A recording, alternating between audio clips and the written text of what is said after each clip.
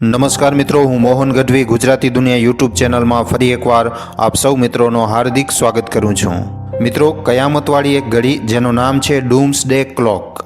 ડૂમ્સડે મતલબ કે કયામતનો દિવસ અને ડૂમ્સડે ક્લોક મતલબ કે એ ઘડિયાળ જેને કયામતની ઘડિયાળ કહેવામાં આવે છે, જેમાં કયામતના દિવસનો ટાઈમ જણાવવામાં આવે છે. હવે મિત્રો, તમારા મનમાં અહીંયા બે સવાલ આવી રહ્યા હશે કે કયામતના દિવસનું પ્રેડિક્શન કરવાવાળી ઘડિયાળની આ ટેકનોલોજી ક્યાંથી આવી. બીજો પ્રશ્ન કે જો કયામતનો સમય ખબર પડી ગઈ છે તો આખરે એ સમય હવે કેટલો દૂર છે. તો આજના વિડીયોમાં મિત્રો આપણે આ જ બધા પ્રશ્નો ઉપર વિસ્તારપૂર્વક વાત કરવાની છે. માટે આ વિડીયોને છેલ્લે સુધી જોવા તેમજ લાઇક અને શેર કરવા ખાસ વિનંતી.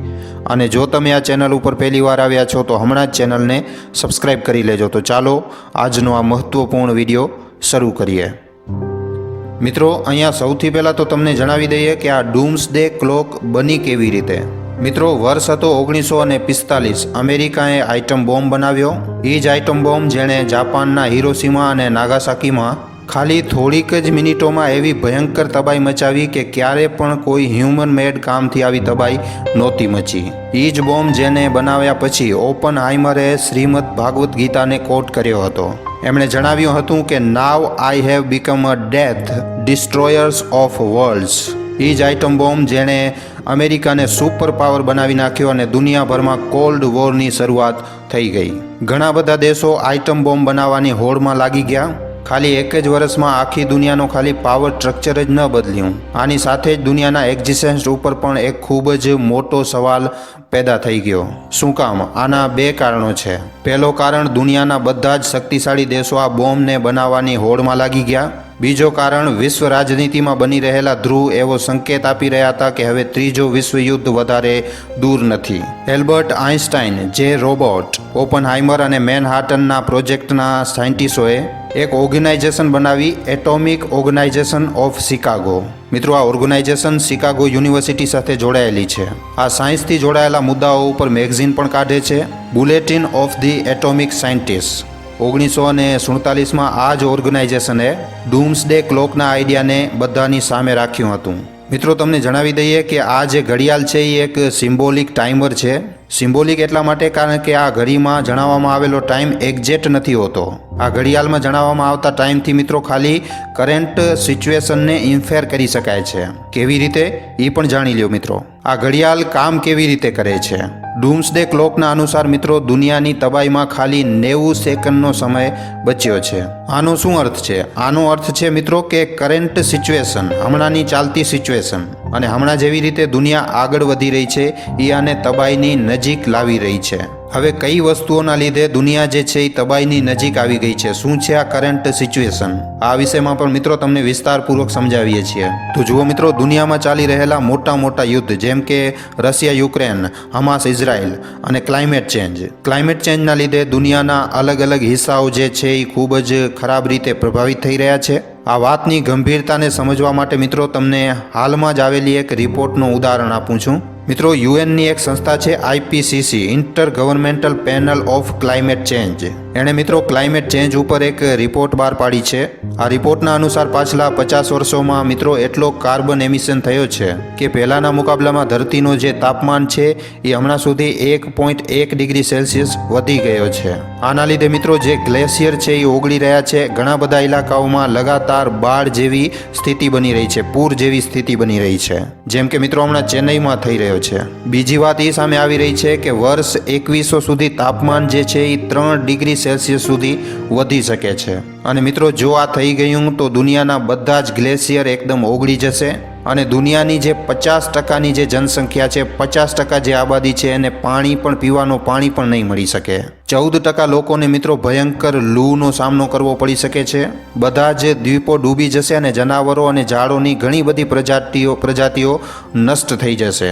આના સિવાય મિત્રો ચીન, રશિયા અને અમેરિકા જેવા મોટા મોટા દેશો પોતાના ન્યુક્લિયર વેપનને મોડિફાઈ કરવા માટે એકદમ અંધાધૂન પૈસા ખર્ચ કરી રહ્યા છે.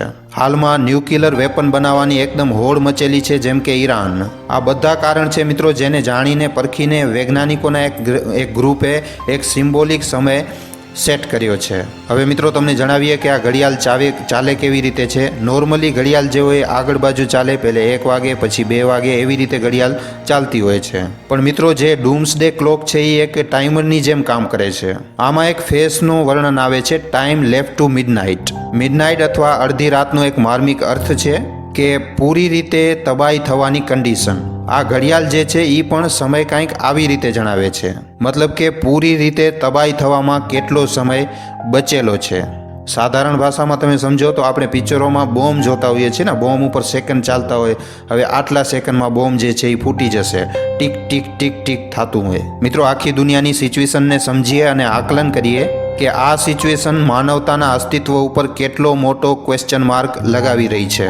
આના બેસિસ ઉપર વૈજ્ઞાનિક જે છે એ ટાઈમને સેટ કરે છે કે કયામતની અડધી રાત થવામાં હવે કેટલો સમય બાકી છે. આ ઘડિયાળમાં ટાઈમને મિત્રો આગળ અને પાછળ બંને બાજુ વધારી અને ઘટાડી શકાય છે.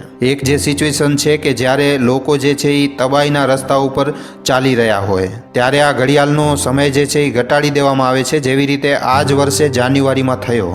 જો દુનિયામાં લોકો જે છે એ બરોબર દિશામાં ચાલી રહ્યા છે, બરોબર દિશા મતલબ કે જે રસ્તા ઉપર ચાલવાથી માનવતા ઉપર આવવાવાળા સંકટ દૂર થઈ રહ્યા છે, તો ત્યારે આ જે ડૂમ્સડે ક્લોકનો સમય છે એને વધારી દેવામાં આવે છે. મિત્રો આને એક ઉદાહરણ સાથે તમને સમજાવું છું. અમેરિકાએ 1953માં મિત્રો જ્યારે હાઇડ્રોજન બોમ્બનો ટેસ્ટ કર્યો હતો ત્યારે આ વૈજ્ઞાનિકોએ તબાહીનો સિમ્બોલિક સમય જે છે એને 2 મિનિટ ઉપર કર્યો. પણ મિત્રો એના પછી જ્યારે 1963માં partial test ban TT sign થઈ, અમેરિકા, બ્રિટન અને સોવિયત સંઘે સંધિ ઉપર સાઇન કરી અને આના હિસાબે કોઈ પણ ન્યુક્લિયર ટેસ્ટ હવા, સ્પેસ અથવા પાણીમાં નહીં કરવામાં આવે એવું નક્કી કરવામાં આવ્યું. આ TTથી મિત્રો એક રીતે લોકોને જે છે એ સિક્યોરિટી મળી. આઇટમ બોમ્બ ટેસ્ટિંગના દરમિયાન મિત્રો ખૂબ જ ભારી માત્રામાં રેડિયેશન થાય છે અને જેના લીધે કેન્સર જેવી જાનલેવા બીમારીઓ વધવાનો ખતરો પણ વધી જાય છે. જો આવા ટેસ્ટ ખુલ્લા આસમાનમાં કે પાણીમાં થશે તો આ દુનિયા માટે ખૂબ જ ખરાબ હશે. દુનિયા માટે ખૂબ જ મોટી મુસીબત પેદા થઈ શકે છે. આ ટેસ્ટ બ્રેન્ડ TTથી આ જે ખતરો હતો એ ટળ્યો અને ડૂમ્સડે ક્લોકનો ટાઈમ જે હતો એને 2 મિનિટથી વધારી અને 12 મિનિટ કરી દેવામાં આવ્યું. અને આવી રીતે જ મિત્રો આ ઘડિયાળના ઇતિહાસમાં બીજી વાર પણ ઘણા મોકા ઉપર આવું કરવામાં આવ્યું છે. હવે વિચારો મિત્રો, આ ઘડિયાળે પાછલા 77 વર્ષોમાં થવાવાળા મોટા જીઓપોલિટિકલ ઇવેન્ટ્સ જેમણે માનવતાને ખૂબ જ વધારે પ્રભાવિત કર્યું એને કેવી રીતે ઇવેલ્યુએટ કર્યું. 1947માં જ્યારે આ ઘડિયાળ બની હતી, બુલેટિન બેલ્ટના વૈજ્ઞાનિકોએ વિનાશનો સમય 7 મિનિટ સેટ કર્યું હતું. પણ એના પછી વર્ષ 1949માં સોવિયત સંઘે આઇટમ બોમ્બ બનાવી લીધો અને અમેરિકા પાસે મિત્રો આઇટમ બોમ્બ પહેલાથી જ હતો.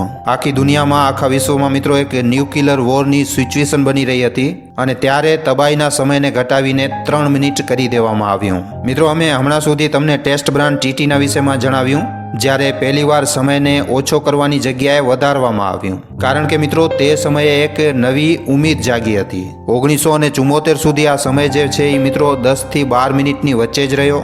1974માં ભારતે બુદ્ધ પૂર્ણિમાના દિવસે આઇટમ બોમ્બનો ટેસ્ટ કર્યો, બુદ્ધા સ્માઇલિંગ.